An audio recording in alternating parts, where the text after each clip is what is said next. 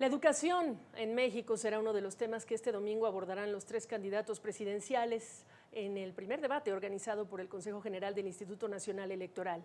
Xóchitl Gálvez, de la coalición Fuerza y Corazón por México, la alianza de los partidos PRI, PAN y PRD.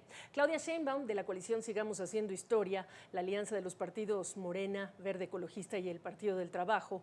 Y Jorge Álvarez Maínez, de Movimiento Ciudadano. Hay coincidencias en varios puntos, entre ellos, por ejemplo, el otorgamiento de más becas a estudiantes en distintos niveles educativos, incluso aumentar la matrícula.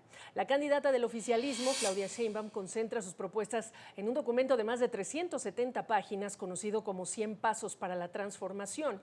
En materia educativa, propone universalidad y gratuidad de la educación, dar apoyos económicos y becas, aumentar cobertura y matrícula educativa, ofrecer horario extendido en escuelas, dar fondos a padres de familia para mejorar infraestructura y equipamiento de escuelas y promover desarrollo científico y tecnológico con vínculo en sectores estratégicos, entre otros. Por su parte, la candidata de la coalición Fuerza y Corazón por México, Xóchitl Gálvez, ha propuesto impulsar las escuelas de tiempo completo, beca universal para estudiantes de educación básica, sin importar si asisten a escuelas públicas o privadas, dijo, sin discriminar a familias. Ha prometido a jóvenes bonos para estudiar en escuelas privadas, una revisión del sistema de estímulos para profesores, la reintegración de estancias infantiles que eliminó esta administración y educación enfocada en ciencia y tecnología. Por su parte, Jorge Álvarez Maínez, de Movimiento Ciudadano, ha mencionado algunas propuestas en distintos eventos que incluyen duplicar el número de becas para acceso a educación universitaria, menciona 1 millón de jóvenes con acceso a la universidad en 6 años y en distintos encuentros con la comunidad estudiantil en varias ciudades del país ha descrito parte de sus propuestas. Pero ¿cómo diferenciarlas? Bueno, pues investiga este tema mi invitada. Alma Maldonado es doctora en Educación Superior, miembro del Departamento de Investigaciones Educativas del Centro de Investigación y Estudios Avanzados del CINVESTAF. Alma, ¿cómo estás? Gracias por ayudarnos a entender qué distingue cada propuesta porque se escuchan muy similares. Hola, ¿qué tal, Gabriela? Muy buenas tardes. Muchas gracias por la invitación. Sí, en efecto, si escuchamos, me parece que estamos en este momento de la campaña donde todo mundo promete muchas cosas, ¿no? Creo que las promesas se concentran sobre todo en el otorgamiento de becas y en el aumento de la matrícula.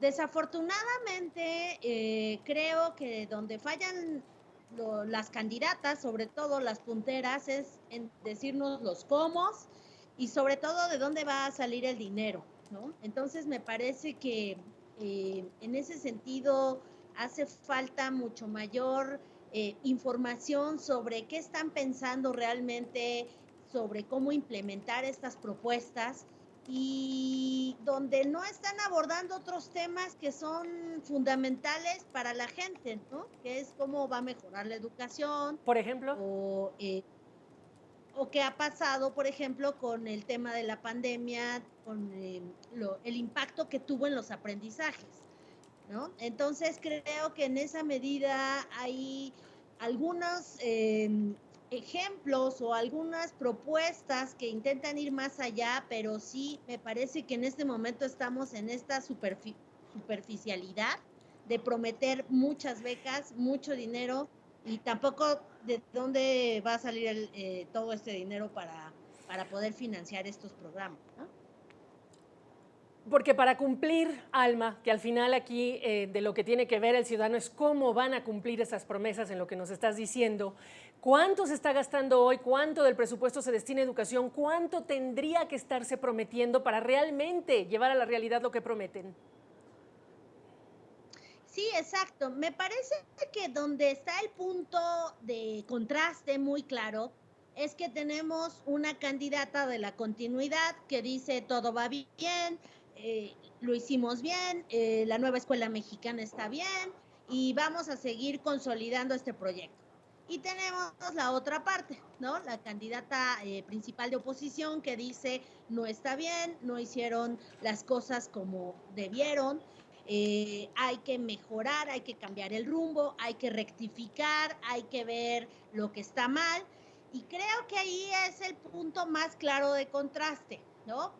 y por otro lado, en el tema del dinero, una candidata, la de la oposición, nos dice no va a haber grandes obras de infraestructura, caprichos, ¿no? Mal planeados, y de ahí se va a obtener el dinero que se necesita. La candidata oficial dice que van a seguir con estas mega obras y que al mismo tiempo no van a disminuir los recursos. Entonces ahí sí queda un hueco de saber con qué dinero se va a pagar todo esto que están ofreciendo. Esa es una parte que yo veo como muy claramente de contraste, ¿no? Sí, claro.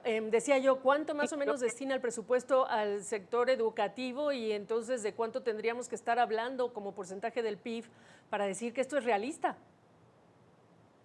Sí, tenemos en ese sentido como muy estable en términos de la inversión de educación. No alcanzamos los mínimos que se esperarían, que se deben invertir, por ejemplo, el 1% en ciencia y tecnología, ¿no? El 8% en educación. Estamos muy lejos de eso todavía y desafortunadamente el gobierno se ha comprometido con una serie de reformas, como por ejemplo la gratuidad de la educación superior, pero no se han ofrecido los recursos necesarios que las instituciones necesitan para no cobrar servicios y cuotas. Entonces, en ese sentido, ahí tenemos una grave contradicción. Por un lado, la ley dice que no se deben de cobrar cuotas y por otro lado, no está el dinero para que las instituciones puedan realmente ser gratuitas por completo. Entonces, esa es una parte de la contradicción y esto también baja la educación básica, ¿no? Donde también hay cuotas de pronto de padres de familia que tienen que sufragar algunos gastos que la escuela necesita cubrir de alguna manera. Alma, es amplísimo este tema, como tú muy bien sabes. Si tú pudieras hacerles una pregunta a los tres candidatos, ¿cuál harías el próximo domingo para cerrar? Sí, yo les preguntaría los cómo, ¿no? Yo les preguntaría que más allá de la retórica de ofrecer becas para todos, que pues está bien, a todos nos gustaría que se pudieran ofrecer becas para todos, pero no es posible. Entonces, ¿cuál es la propuesta concreta que piensan hacer en materia de educación para eliminar las desigualdades educativas, que quizás ese es el tema más importante que hoy tenemos en el país?